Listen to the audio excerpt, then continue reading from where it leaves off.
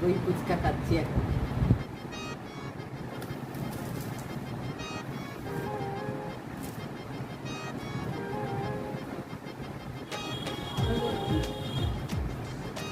ভালোবাসি।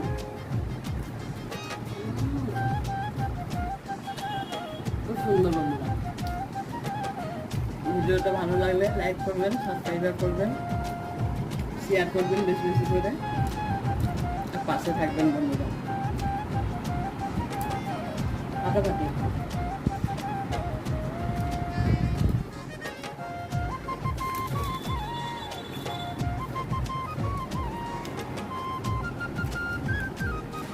এই দেখুন বন্ধুরা,